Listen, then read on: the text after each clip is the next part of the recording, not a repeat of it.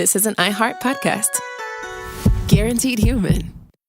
On eBay, every find has a story. Like if you're looking for a vintage band tee, not just a tee, the band tee. You wore it everywhere until your ex-boyfriend stole it. Now you're on eBay, and there it is. Same tee from the same tour. The things you love have a way of finding their way back to you, especially on eBay. Where else can you find that mint trading card you search for everywhere that's out of print? Or your first car, the one you wish you'd never sold? It has to be eBay. Shop eBay for millions of finds, each with a story. eBay. Things people love. With no fees or minimums on checking accounts, it's no wonder that Capital One Bank Guy is so passionate about banking with Capital One. If he were here, he wouldn't just tell you about no fees or minimums. He'd also tell you about how Capital One cafes are open 7 days a week to assist with your banking needs. Yep, even on weekends. It's pretty much all he talks about. In a good way. What's in your wallet? Terms apply. See CapitalOne.com/bankguy. Capital One N.A. member FDIC. Good morning, everyone. Happy Saturday. We're going to take you back in time this week to July 15th, 2014. The little episode that we like to call How Sushi Works. This is making me hungry just thinking about it, and I remember eating sushi for probably like 3 or 4 days straight after we recorded this one. It's a good one because Josh and I are both big sushi fans, and it was really cool to learn the history and sort of the ins and outs of how sushi works. So here we go, everyone, with How Sushi Works.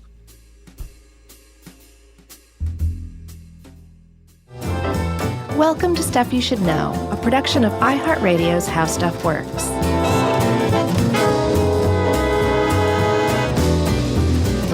Hey, and welcome to the podcast. I'm Josh Clark. With me, as always, is the dour Charles W. Chuck Bryant and Jerry, who's snortling over there, which is kind of like a laughing through your nose. Oh, yeah. What I thought dour, I thought it meant like I'm gloomy or something. Yeah, you seem a little gloomy today. Are you kidding?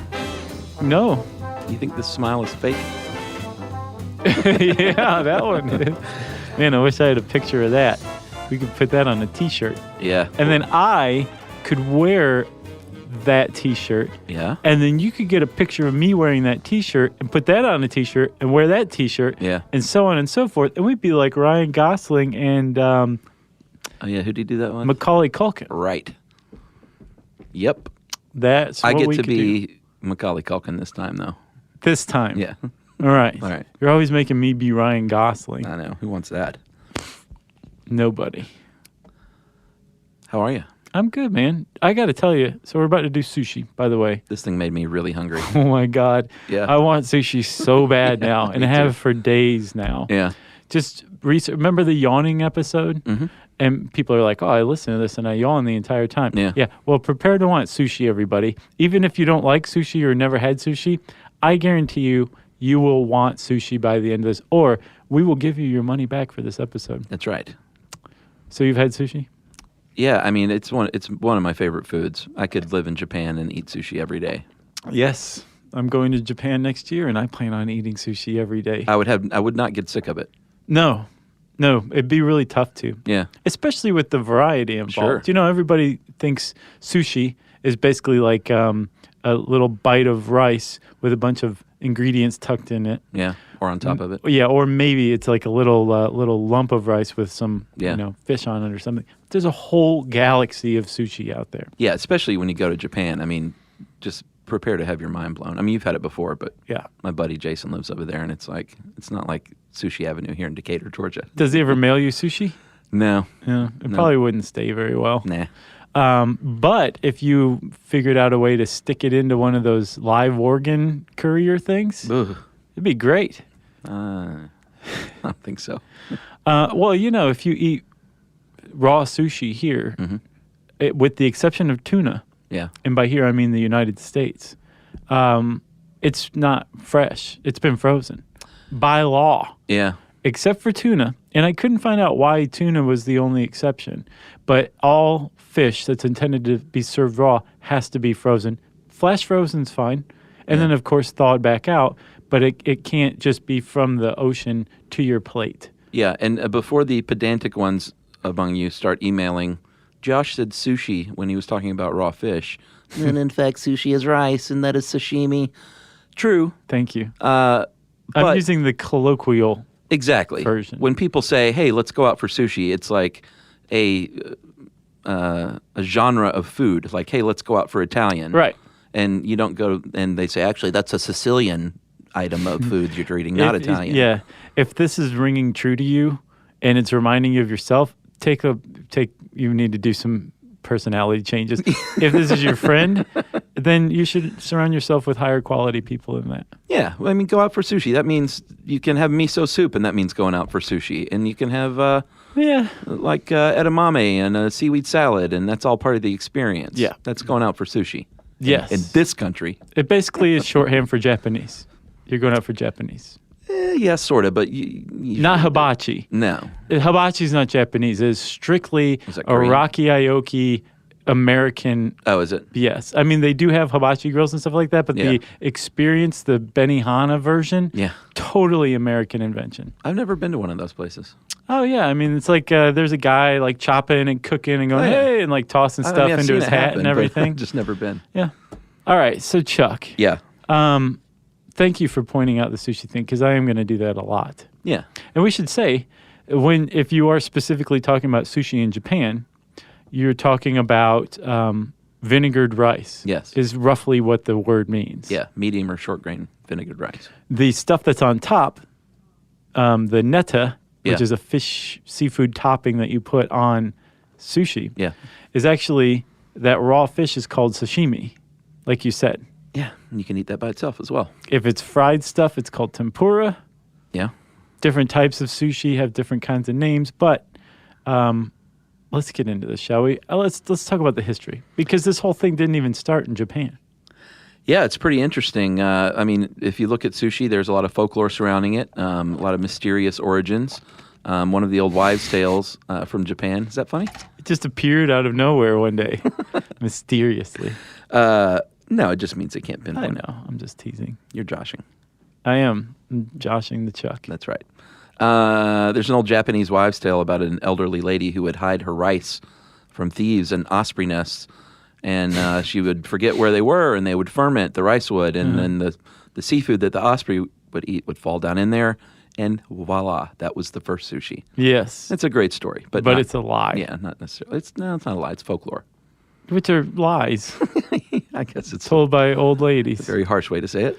So there's the earliest sushi, supposedly, was around in Southeast Asia in, I don't know, like 2,500 years ago. Okay. They were taking cooked rice, which does ferment, and packing fish in it. Yeah. And then the fermentation of the rice, it kept it. This is long before refrigeration. Oh, yeah.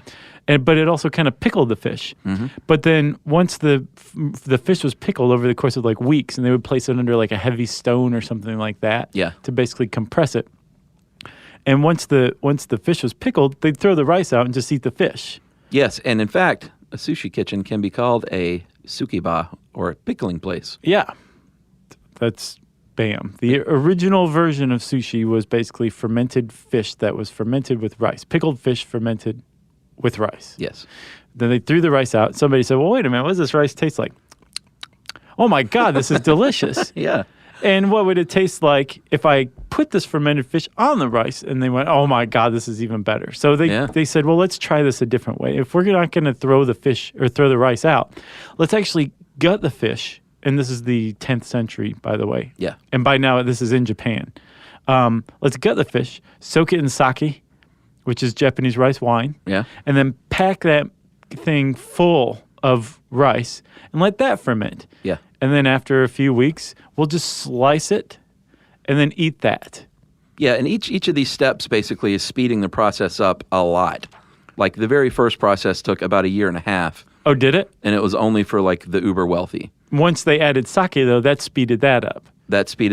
And that stuff's still around. It's called narazushi, or rice sushi. Yeah. I'm sorry, ripe sushi. Yeah, and apparently you can still get that, and it's a little like, for your American taste buds, it might taste a little funny. But I'll bet once you get used to it, you're like, I have to have this all the time. Probably so. So then in the 1600s, early 1600s, a Japanese military leader named Tokugawa Ieyasu, and we're going to do our best with these Japanese pronunciations. Yes. Give us a break. He moved the capital from Kyoto to Edo, which would later become Tokyo. And by the 19th century, it was a hoppin' city. And in the mid-1700s, they sped up that process a little bit more by skipping the sake and using rice vinegar. Yeah, which made it like a matter of days after that. Actually, just a couple hours. Right. Yeah. Which is what I was following up with. Yeah, which is, I mean, that's super quick. And then you would slice it into pieces and, again, just cutting that preparation time. Yeah, and then in Kyoto, which was the former seat of power in Japan before it was moved to Edo or Tokyo. Yeah. They would take that vinegar and some ingredients, maybe a little cucumber, a little dried seaweed, which is known as nori. Yeah. And they'd put it in a box and press it together. Yeah. And you'd have oshi sushi, which is Osaka-style sushi. It's like a square of sushi, right? Yeah. And there was a guy who lived in Edo, in Tokyo, in the 1820s, and his name was Yohei Hanaya.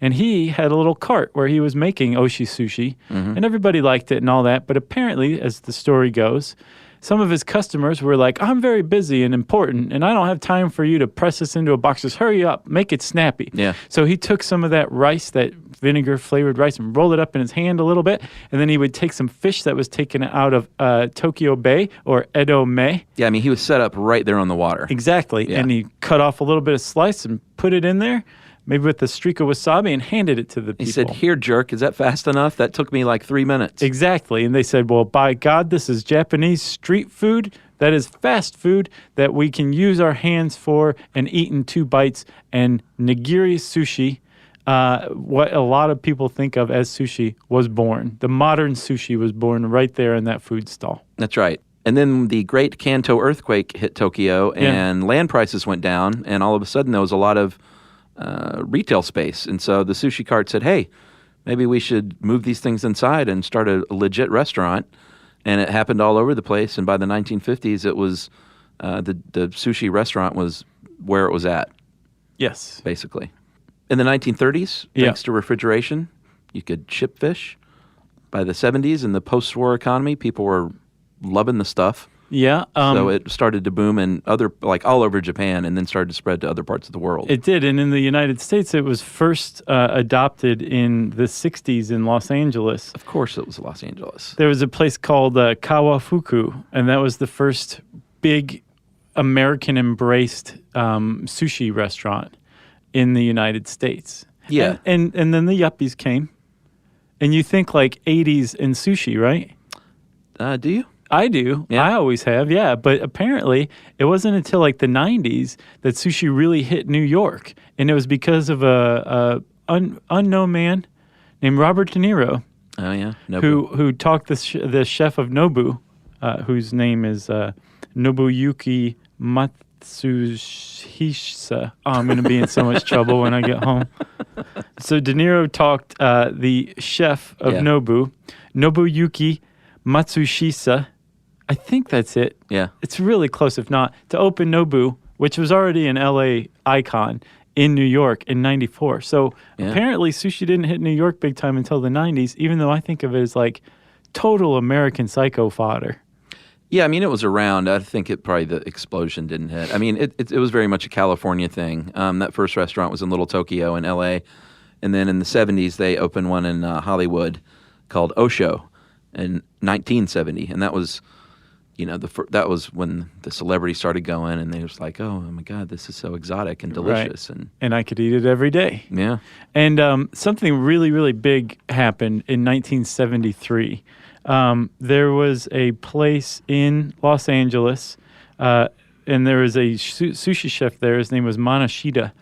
And Manashita created an inside-out roll, a maki, which is maki sushi is a hand roll. Or no, it's a roll that you use a bamboo mat for. We'll get into it. So was it inside out or regular?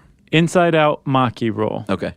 With avocado, crab. And cucumber. That's right. Yes. Okay, and he made the California roll, and that became the entree. Like, that's the gateway drug to sushi for a lot of Americans. Yeah, because it doesn't have the raw fish in there. If you're creeped out by that, it's Yeah. you can start on the California roll and be like, oh, this is just sort of like a salad. Right, and then once you go and eat California rolls enough times, you're like, well, Yeah. maybe I will try a bite of that. And once you do, you're never going back. Yeah. It's like I could still eat a California roll, like a bite of it or something like that, but I'm more like, that's a waste of sushi. Like, I want Yeah. good nigiri or... Yeah, if I've got that, I'll put that $6 towards something else in the menu, Exactly. for sure. Yeah. But I'll make a California roll at home because it's... Oh, you make them at home? yeah. Nice. And, well, we'll get to all that. So, Chuck, that's the history of sushi up to right now. Now. Yeah, but let's talk about fish in a second. Let's take a message break first. Stuff you should know. If you own a home, you already know stuff breaks. It's not if, it's when. And somehow it's always like the AC in July or the fridge right after you go to the grocery store. That's why you always hear people say they don't make appliances like they used to, because it's kind of true. That's right. Good thing there's American Home Shield. With an AHS home warranty, they can help fix major home systems and appliance breakdowns like your AC, plumbing, or fridge. And if they can't repair your covered item, they'll replace it, no matter how old it is. And that's huge because fixing an AC can cost a lot. Like, hey kids, our vacation is canceled a lot. Plus, as a benefit to select plans, you can get real-time video help from live repair experts to troubleshoot home hassles at no extra cost. Listen, everybody, home ownership is already stressful enough. No need to upset your wallet. So check out American Home Shield now and get 20% off any plan at ahs.com/SYSK and see promo details. See ahs.com/contracts for coverage details, including service fees, limitations, and exclusions. American Home Shield. Don't worry, be warranty.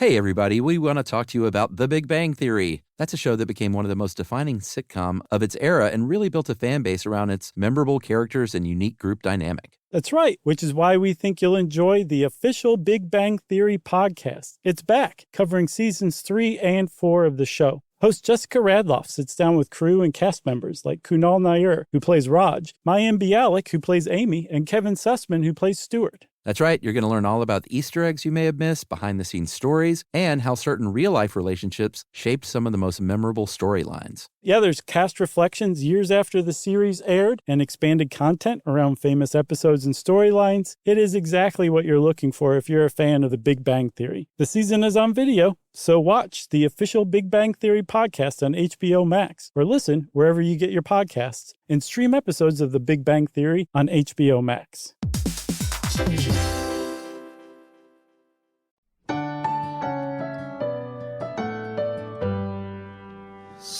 you should know. Okay, so we were talking about fish. Raw fish is a common ingredient when you go to a sushi restaurant, but if you're not into that, there are plenty of other offerings. You talked about tempura.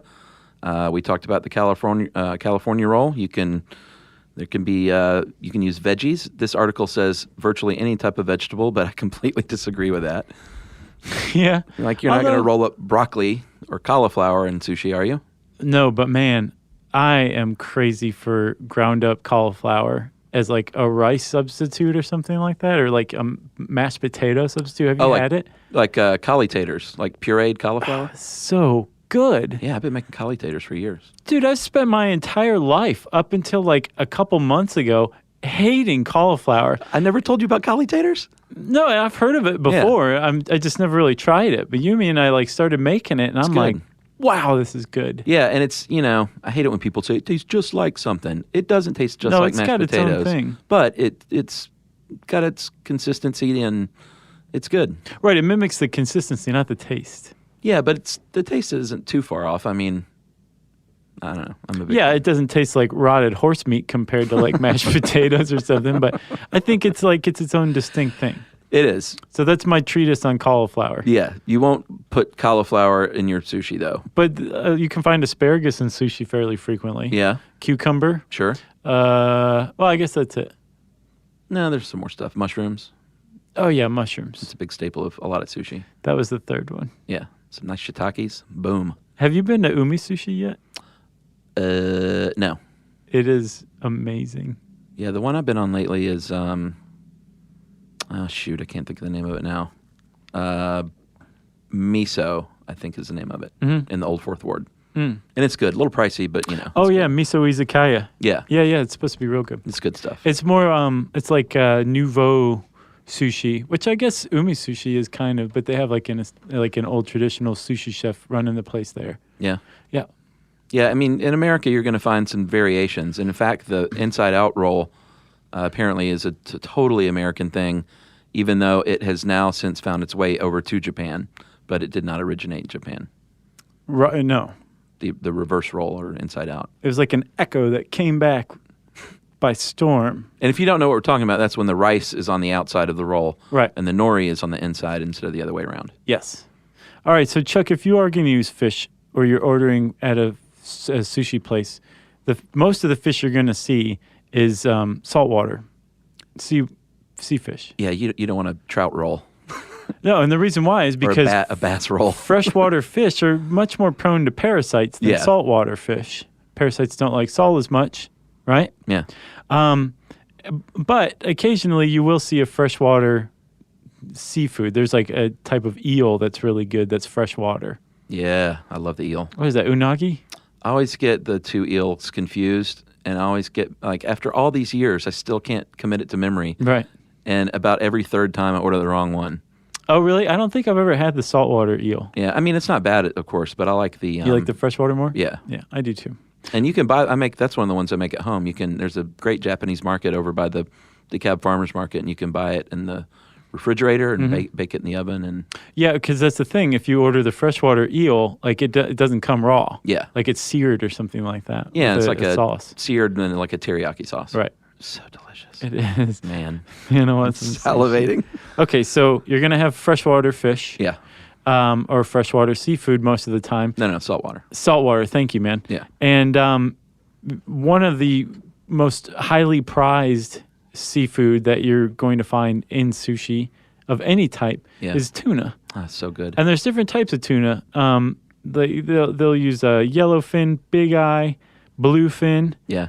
And bluefin is the most expensive one. Yeah. And apparently it wasn't until the 50s that the Japanese came to prize bluefin. Like before they used it for cat food. Like they wouldn't even eat that stuff. Yeah, that's what I heard. Like the belly was originally, and now it's like the prize, and the belly now, or used to be like they wouldn't eat it. Yeah, the record for the highest priced fish ever sold, I believe anywhere, was sold at the Tokyo Fish Market last year. It was a 490-pound bluefin tuna. How much? $1.8 million. Holy crap. For just that tuna. Wow. And I guarantee they made their money and then some. Man, Yeah. that's a big tuna. I feel kind of bad for that guy, even though I love to eat him so much. The tuna? Yeah, you know. Well, there's definitely a moral thread that runs through tuna, or not sushi. Yeah. Like apparently yellowfin tuna, farm-raised tuna, are raised a lot like veal. And they're fattened until their muscles deteriorate alive. Yeah. And then, of course, there's the, have you seen the raw or live frog video? No. There is a type of sushi that it's called ikizukuri, which is live sushi. And there's a ikizukuri video. And if you have a light stomach at all or anything like that, or bothered by animals being killed, like you should not watch this. But the point is, you eat the thing while it's basically part of it is still alive on the plate looking at you. Like this frog is sitting there blinking. It's a frog? There's a frog, and I can't remember what the other one is. But they showed two things being prepared. It's nuts. Have you seen Old Boy, the original? Yeah, yeah. Remember he eats that squid live? Oh, yeah. That's live sushi. Wow. Like that was real. Yeah, not for me. Yeah, You get pretty adventurous, though. Would you do that? probably. Just to try it? Yeah, I mean, it just like I know everything is killed that we eat, Right. but it's just like I don't know, being confronted with it. Who knows? I can imagine some of the people who are into like that slow food movement are like, well, yeah, that's the way you should do it. Yeah. Like you should have to confront the death while you eat. No, I mean, a lot of people would say it's hypocritical to not do that, you know? Right, but a lot of people. But I'm a hypocrite. Yeah, a lot of people are comfortable with that. Emily won't eat anything that reminds her of an animal. Like, she doesn't even like bones in her chicken. Yeah. And like if someone served her a fish with a head on it, like fully cooked, she would just be like, no. Yeah. That fish is looking at me. It's like the duck in A Christmas Story. Yeah, he's smiling. Yeah.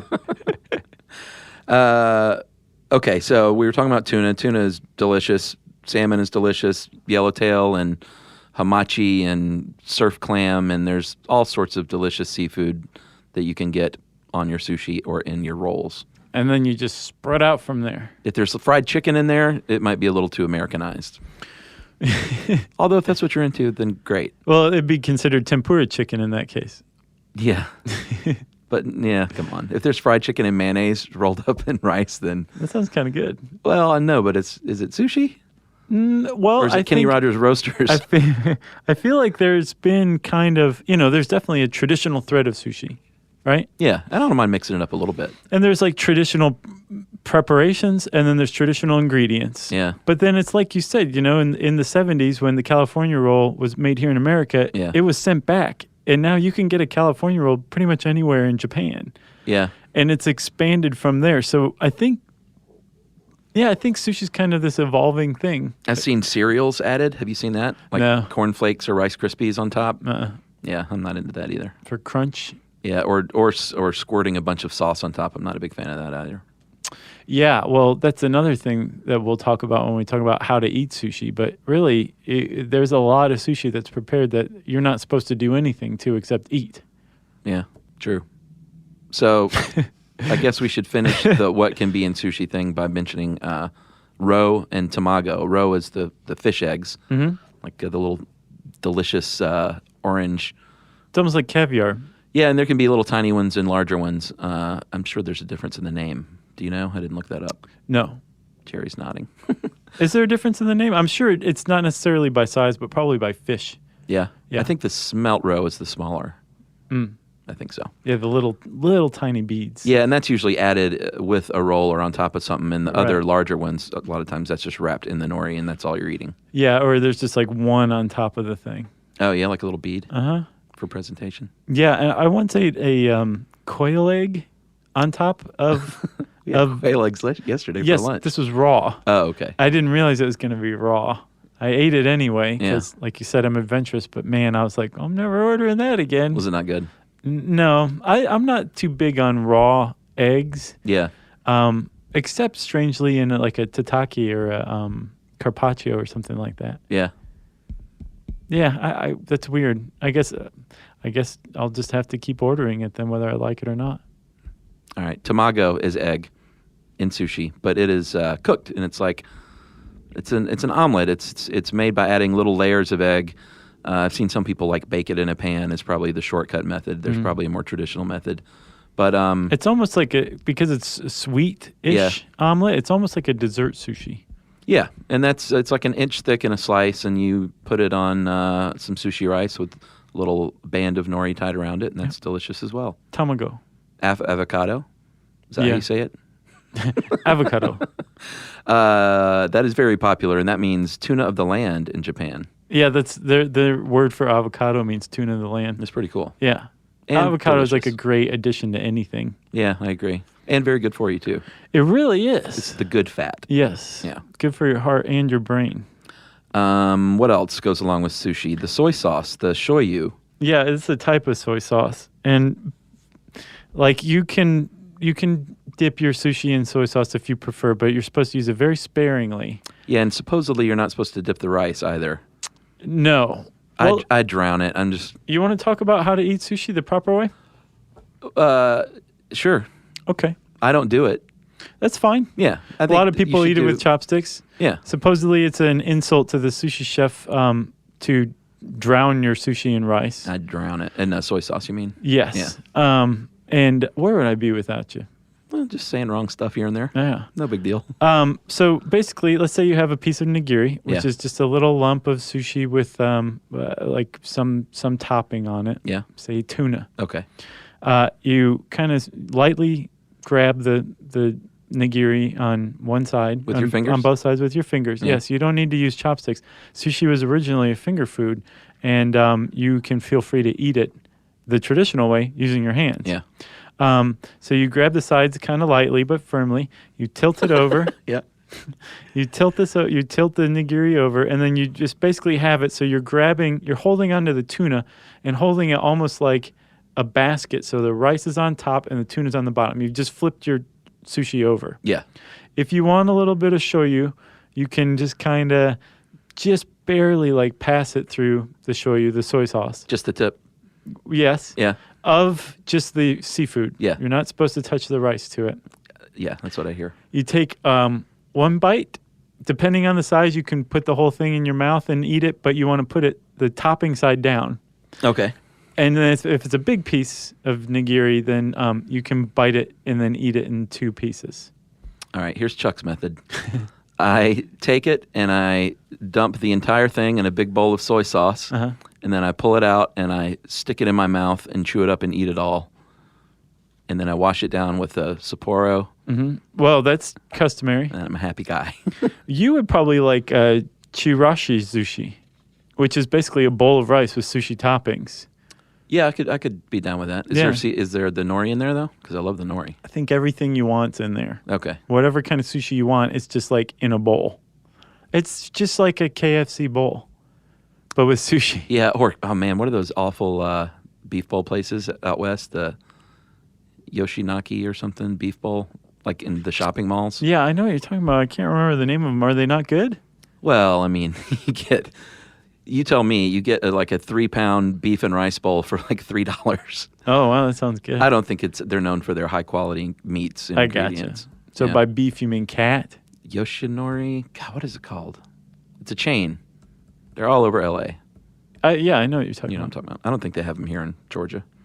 Wasabi, I don't do the wasabi just because I don't like the taste. I know most people like to put it in their soy sauce and mix it up. Apparently that is an insult as well. It's abnormal. That's what Yumi does, though. Yeah. She puts it in her soy sauce, puts a lot of it in there. Yeah, so does Emily. She loves that stuff. But the thing is most sushi is going to already have a little streak of wasabi Yeah. on top of the rice beneath the topping. Yeah. So you don't necessarily need any. Yeah. And if you've ever wondered why your nostrils are suddenly clear and you're breathing very easily, even though you didn't use any wasabi, it's because it was already on there. Yeah, and here in the United States, you're not eating wasabi anyway. Nope. Although you can get it at Umi Sushi, Oh, really? but it's going to cost you. Yeah, so that's the fact of the podcast for me. What you're eating is horseradish and mustard paste that's dyed green, and they call it wasabi. Wasabi, when people say it's Japanese horseradish, it actually isn't even horseradish. It's in that it's like a cousin of horseradish, and it is expensive. It grows by the river, and you're eating the root. It lives in a van down by the river. But yeah, apparently it's so pricey. Like you've probably never had real wasabi unless you're like highfalutin like you and go to Right. fancy sushi places. Yes. I'm sure Nobu has real wasabi. I dress like a little gentleman. I wear a velvet jacket and velvet shorts with knee socks Breeches. and a little hat. Yeah. And they sing while they serve me. It's wonderful. Well, that's funny that you mentioned that because being a sushi chef in Japan, you're also supposed to be kind of part performer. It's a very social thing to sit at the sushi bar. Yeah, you're not necessarily performing like at a hibachi place. It's not No. like that. You're performing. You're not a clown. You're right. You're friendly. Yeah. You're helpful. You want the person to feel like they are welcome and that they are being led in on your expertise. Yeah, like ask if you've never been and you want to try it out, sit at the sushi bar. Oh, yeah. And ask. I like it anyway just because I like to watch it. Mm-hmm. But ask the chef, like, hey, man, what's good today? Yes. And I say, what are you hey, in the mood for? I say, hey, man, because there's still a lot of discrimination in Japan, even with women becoming sushi chefs. Oh, yeah. It's still a thing. Yes, it is, Chuck. Yeah, which is no good. And apparently, regardless of your gender, if you're a sushi chef, you are required to work at least 2 years if you're working at a decent sushi place. Yeah. Which sounds like a lot, but it used to be 10. Yeah. But well, I saw sushi- 2 years just to learn to make the rice. And Well- then another year training with the knife. Yes, okay. And that's in Japan. Here in America, they're churning them out because there's just such a need. Right. But once you're a trained sushi chef, like you can become a journeyman and like go anywhere in the world these days Yeah. and open your own place. Man, I'm so hungry. Have you seen Jiro Dreams of Sushi? Yeah. Yeah. Yeah, that's highly recommended. I think that's streaming on Netflix too. Is it? And you recommended that, I think, to me for the first time. Yeah, we went and saw it in the theaters. It was good. Yeah, it was really good. I mean, it's Talk about wanting sushi. yeah, and you don't even have to like sushi. If you just appreciate art and craftsmanship and being the best at something, you should rent that movie. And family too. It's cute. Yeah. Like it's the man and his two sons. I think Jiro's been making sushi for like 70 years or something like that. Yeah. And his two sons are following in his footsteps, and like it's a really intimate documentary about that family. Totally. Yep. So we talked a little bit, or I mentioned drinking a nice cold Sapporo. I don't like sake myself. I just don't dig the rice wine. But that is a big thing for a lot of people when they go out to eat sushi is to drink sake. But apparently, because it is rice-based and that your sushi is rice-based, it doesn't complement one another. So you technically shouldn't be drinking sake as you eat the sushi. I think it's a lot like putting wasabi in the soy sauce. What, It's like just do what you want? Yeah. Well, all this stuff is, of course. As long as you're not insulting the sushi chef overtly. Yeah. And calling him things like sensei and stuff like that, really buttering him up, I think you're doing okay. Do people do that? I'm sure they do. I haven't yet, but it's probably a good idea. All right. They recommend like green tea, light beer, even water. But again, drink whatever you want. But if you're drinking sake, supposedly you're not supposed to pour your own. You're supposed to pour your buddies, and then they pour yours. Yeah. And this is if you're going, if you want to be traditional. Sure. But it makes sake for sharing by definition, by that one more. Oh, yeah. Yeah. Like if you can't pour your own sake, you're up the creek if you're just drinking it by yourself. What are you going to ask, like a stranger? Sure. Make a buddy. Make a new friend. Not in Japan. No? All right. We're going to talk a little bit about how to make sushi right after this message break. Stuff you should know. If you own a home, you already know stuff breaks. It's not if, it's when. And somehow it's always like the AC in July or the fridge right after you go to the grocery store. That's why you always hear people say they don't make appliances like they used to, because it's kind of true. That's right. Good thing there's American Home Shield. With an AHS home warranty, they can help fix major home systems and appliance breakdowns like your AC, plumbing, or fridge. And if they can't repair your covered item, they'll replace it, no matter how old it is. And that's huge because fixing an AC can cost a lot. Like, hey kids, our vacation is canceled a lot. Plus, as a benefit to select plans, you can get real-time video help from live repair experts to troubleshoot home hassles at no extra cost. Listen, everybody, home ownership is already stressful enough. No need to upset your wallet. So check out American Home Shield now and get 20% off any plan at ahs.com/SYSK and see promo details. See ahs.com/contracts for coverage details, including service fees, limitations, and exclusions. American Home Shield. Don't worry, be warranty.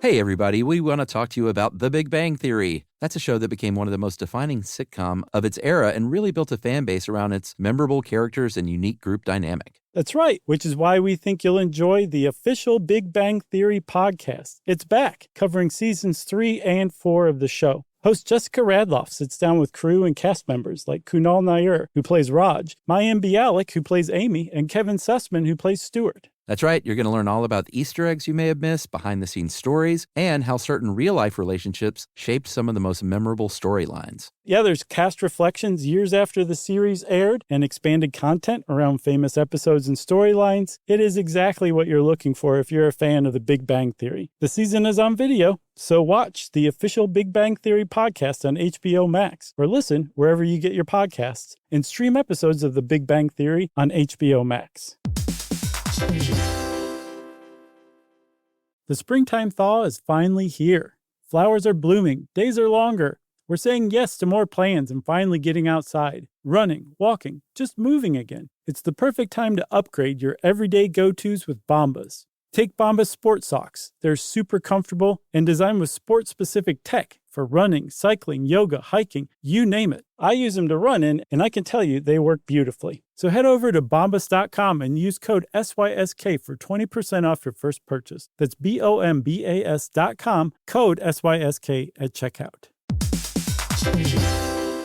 Hey everybody, here's a fact for you. In the United States, there is a break-in every 26 seconds, and that means that somewhere right now, an intruder is getting closer. And the problem with most security systems is that they only alert you after the break-in has started, and that's too late. Well, that's what makes SimpliSafe different. They use alerts. SimpliSafe's US-based live agents, they identify threats on your property and help deter them before they actually break in. So the intruder never gets into your house. The crime is stopped before it even starts. That's right. And another great thing about SimpliSafe is they have no long-term contracts. They give you peace of mind and great value with their monitoring deterrence plans because they just start at about $1 a day. Yeah, SimpliSafe sent us a setup years back, and I still use mine every day. Yeah, and apparently setup, you can do it by yourself in under 30 minutes, so it's a really good value and it doesn't take long. So if you want to experience the SimpliSafe peace of mind, you can take advantage of the SimpliSafe discount offered to Stuff You Should Know listeners. Right now, you can get 50% off your new system by visiting simplisafe.com/stuff. That's half off at simplisafe.com/stuff. There's no safe like SimpliSafe.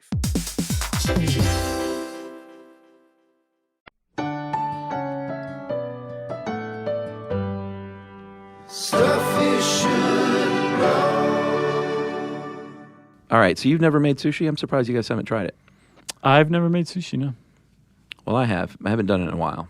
But you can get your nori sheets in grocery stores. Mm-hmm. I eat that stuff like a snack. Yeah, of course. It's good.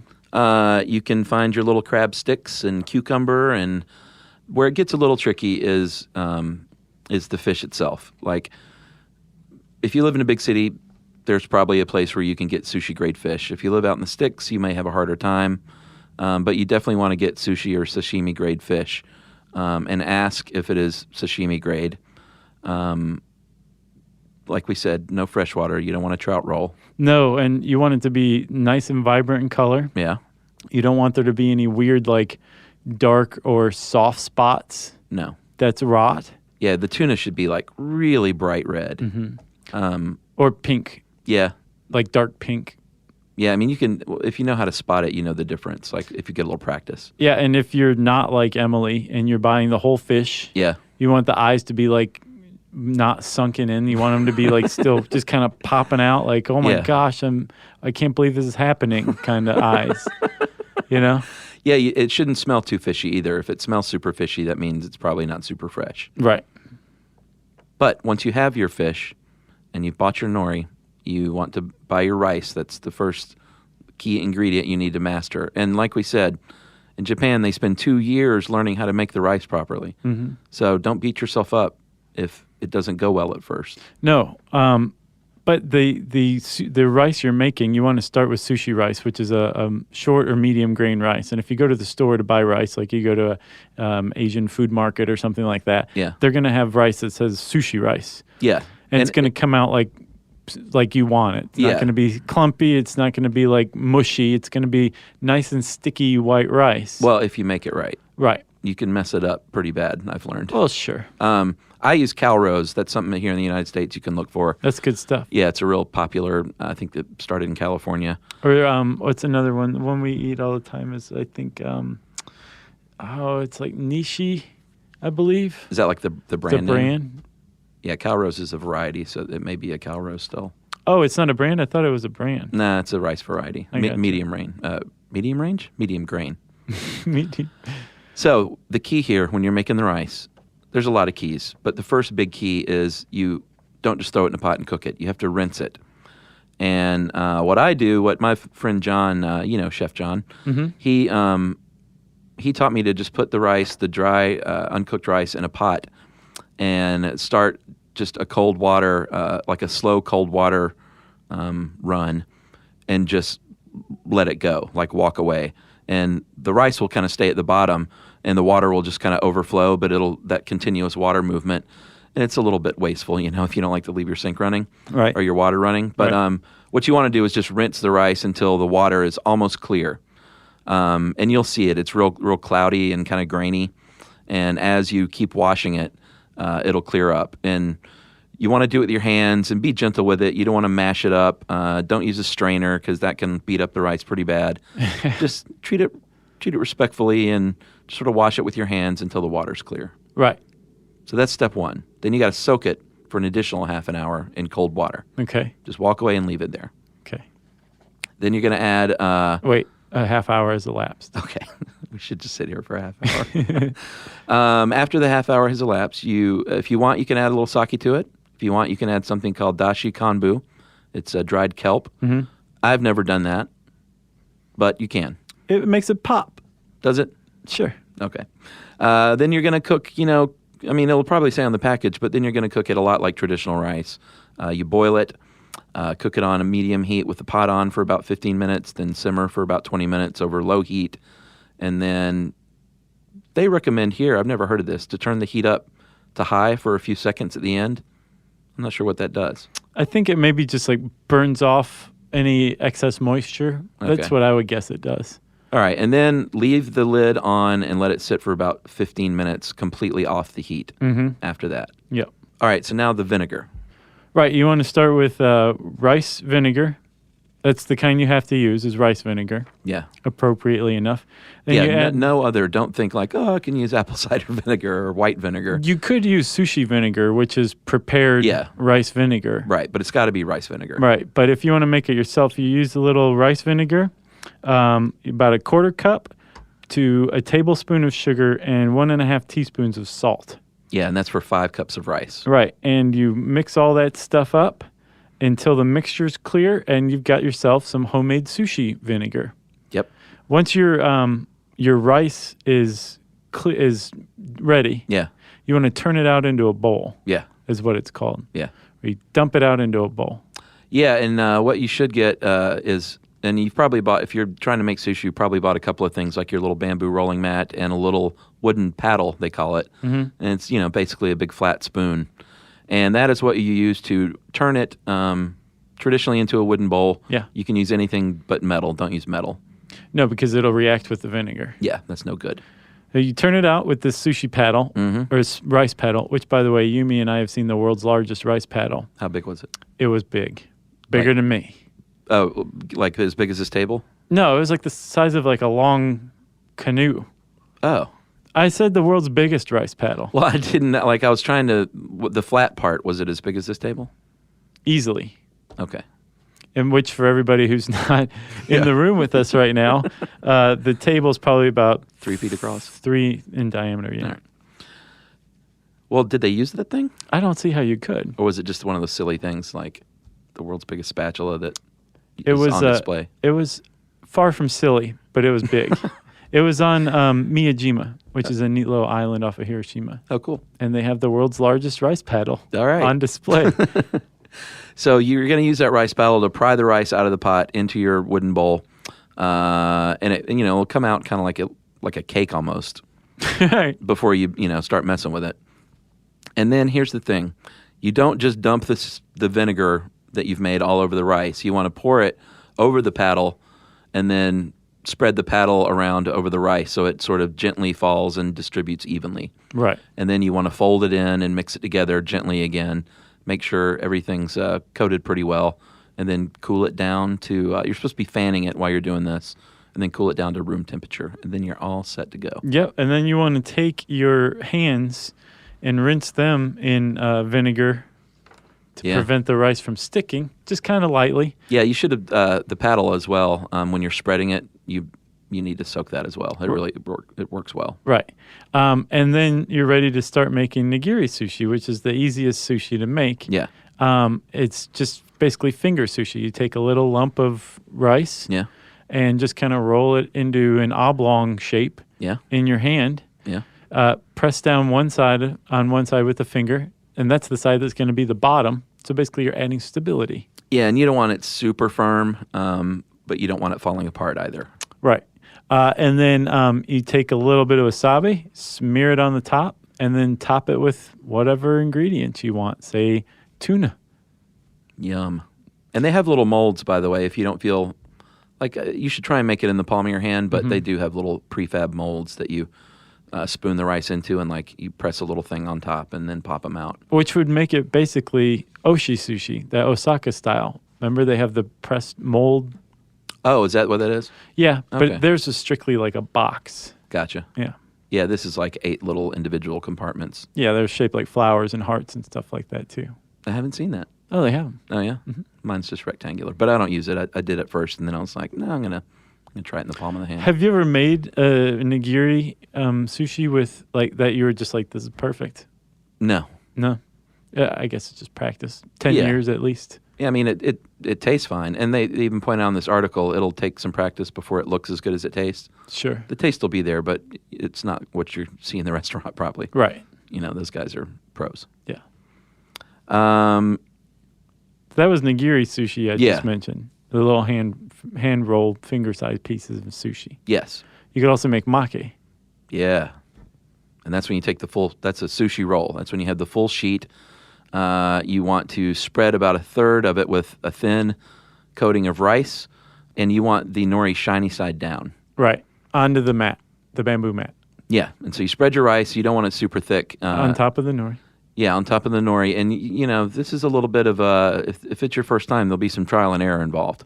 Yeah. You know, like I put way too much rice at first, and then it was hard to roll, and it looked like this big burrito, essentially. Nice. So you're going to want the rice a little thinner than you think even. And then you put it on the sheet. It's on the mat, and you put your toppings across, kind of like you're making a burrito. And then you fold the bamboo mat over. You roll the nori into the toppings, and this description feels a little convoluted. You basically just want to roll it in the mat, and I give it a good squeeze at the end to make sure it's all together. And to let it know it's loved. Exactly. Yeah. And you want to, I imagine this is another thing that comes out with practice. Like you said, at first it looks like a burrito. Yeah. But if you roll it, and I would guess your hands need to be kind of away from the center Yeah. so that you're putting an equal amount of pressure on the roll. Yeah. And you're lightly rolling it, being careful not to let the mat get rolled up into the sushi. Yeah, I've done that. Just rolling it over the top, but Yeah. you're rolling the roll together. And then you got a little roll squeezed at the end as per Chuck. And then you take a really sharp knife, right? Yeah. And cut it in half. Yeah. Then you cut that in half and so on until you have 8 pieces. And my friend, you have a maki, sushi maki. Yeah, and like I said, it's a little hard to describe. The best way to do it is just to throw yourself in there and try it. And if you've ever seen sushi rolls, then your instinct will kind of tell you how to do it. And just mess around. It's fun. Like, don't put pressure on yourself to, like, don't plan a big sushi dinner party Yeah. on your first try. Yeah, that's probably a good idea. You know, just try it out yourself. And then, what we just described was fudomaki. If you wanted to make an inside-out roll, like a California roll, you would be making what's called uramaki. Yeah. And basically, you follow the same steps, but just reversed. You start with the rice, and then you put the nori. You start with the bamboo mat, then Yeah. put the rice on that. Yeah. Then nori, then your toppings, and then you roll that up. Yeah, and did you say it was covered in plastic? Oh yeah, you want to put the The bamboo has plastic on it, and Yeah. then the rice goes on the plastic, like saran wrap or something. Yeah, basically you just take saran wrap and just cover both sides of your bamboo mat with that. Gotcha. And then, of course, there's one of my favorite things to eat at sushi places is the hand roll, Yeah, the temaki. it's like an ice cream cone of sushi. Yeah, and you can make those. I've never had a lot of success with making those. Those seem like the easiest, aren't they? Not for me. Huh. I never got it to come out right. Gotcha. But you make it in your hand. That's why it's called a hand roll. You hold the nori and you spread the rice on one end, cover about a third of it, and then you put your toppings diagonally. You're going to fold your bottom corner up over the toppings and then roll it in the same direction. And just picture a waffle cone, and that's what you're trying to emulate. Yeah. And stick some soft shell crab in that mug and chow down. Nice. Man, I want some sushi so bad. Do you like soft shell crab? You ever had that? I don't think so. I like crab. I mean, that's when it's the whole crab is just fried, shell and all. Oh, no, I've not had that. Yeah, it's good. Huh. In fact, when I was in D.C., I went to that farmer's market at 8th and I was telling you about, Yeah. and they had this place that was selling like crab cakes and soft shell crab Nice. sandwiches.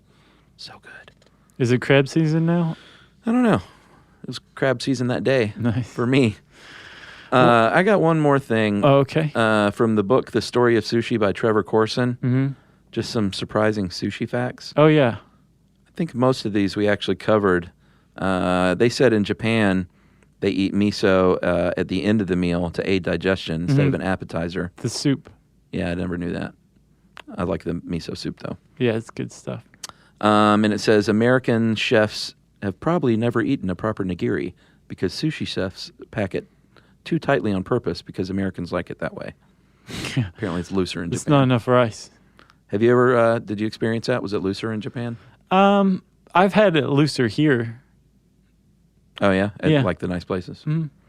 I mean, you can tell this by look. It's not, you would never point to it and be like, that's a dense lump of rice. Right. Like you can see like a few of the individual grain. You can see the detail in the rice a little more. You can find it here. Yeah. Yeah. And his final little fact, he said that the knives used by sushi chefs are direct descendants of samurai swords. AKA katana. Did not know that. I didn't know that either.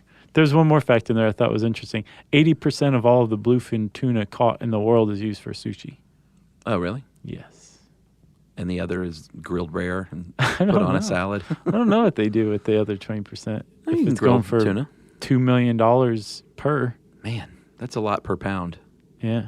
Was it it had to have been the size of the fish and the quality of that fish, too. I would guess. Yeah. Yeah, because, I mean, the guys at the Tokyo fish market know what they're doing when it comes to fish, you know? I would imagine. They don't just look at some aged, rickety tuna and say, like, how much do you want for that? Right. You know what I mean? Yeah. So let's figure this out real quick, Chuck. You dividing it? Yeah. So $1.8 million. Yeah. Yeah. Divided by 490 pounds. Is that what you said? I don't remember. That's $3,673 and rounding up 47 cents a pound. Wow. Yeah. That must have been one special tuna. Yeah. Man. At the very least, he felt special when That's they crazy. cut him up. I got nothing else. Well, we could probably sit here for 5-6 hours and talk about this, but we're not going to. Instead, if you want to learn more about sushi, you can type that into the search bar at howstuffworks.com. And I said search bar, which means it's time for listener mail. I'm going to call this amputation feedback. Hey guys, I was interested in how amputation works, and I thought I'd share an offshoot topic. In one of my classes, we studied a procedure called rotation plasty, which is an infrequent operation that occurs when only part of the limb requires amputation, like a bone tumor in the lower part of the femur or upper tibia. Traditionally, it's done on lower extremities, although a few upper extremity cases exist. The operation consists of removing a portion of the leg ranging anywhere along the femur into the tibia-fibula region, ultimately removing the knee. The ankle joint is still functional, so the surgeon removes all the muscle and bone, keeping the nerves that connect the two regions intact. The foot and ankle are then turned around to face backwards and reattached along the femur. I feel like we talked about that. I do too. Yeah. It may not have been in that one, or maybe it was. But the reason the foot's placed backwards is because it didn't have the stability for it to be. It adds more stability now. Is that what it is? Yeah. She said the ankle becomes the new knee joint and results in a high range of movement, which helps many patients continue active lifestyles. Yeah, we definitely talked about that. Well, this isn't news to us then. The end result is it looks really strange, but gives a huge opportunity for the patient. At least check out some of the crazy images. So Kelly Kravitz of the Colorado School of Mines. Go 49ers. Apparently we discussed that, but at any rate, it's still interesting. Yeah, thanks a lot. Kelly? Yeah, Kelly. Thanks, Kelly. If you want to describe in greater detail something we mentioned briefly, we are always happy for that kind of thing. Indeed. You can tweet to us at SYSK Podcast. You can join us on Facebook.com/StuffYouShouldKnow. You can send us an email to stuffpodcast@howstuffworks.com and join us at our beautiful home on the web, StuffYouShouldKnow.com. Stuff You Should Know is a production of iHeartRadio's How Stuff Works. For more podcasts from iHeartRadio, visit the iHeartRadio app, Apple Podcasts, or wherever you listen to your favorite shows.